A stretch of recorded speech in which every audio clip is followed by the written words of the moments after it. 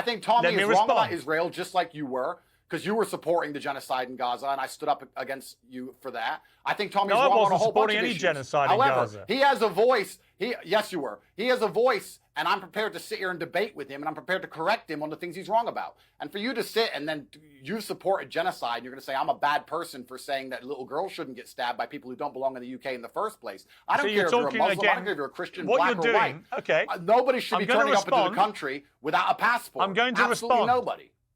I'm going to respond by saying this.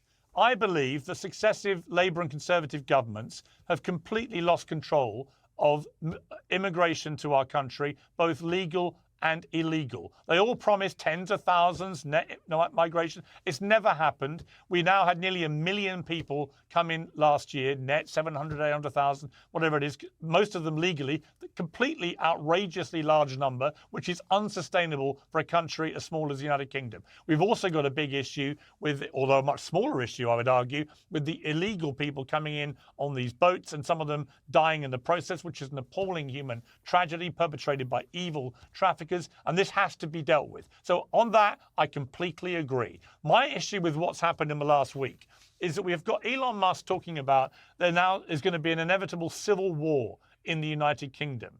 And I've noticed what he hasn't done, I've called him out on this today, in his series of attacks on Keir Starmer, the new British Prime Minister, he has tried to paint a picture that there is one rule of policing the right-wing thugs who've been attacking mosques. Did he try? Well, they have, as you know, and another rule for the for Muslims walking around armed to the teeth looking for white people to attack. I think both are completely reprehensible, and I'm easily able to say that. The problem is Elon Musk has said nothing condemnatory about the initial rioting, which has continued to go on, which has been anti-Muslim and directly targeting mosques and Muslims for something that they had nothing to do with, which was the killing of these children.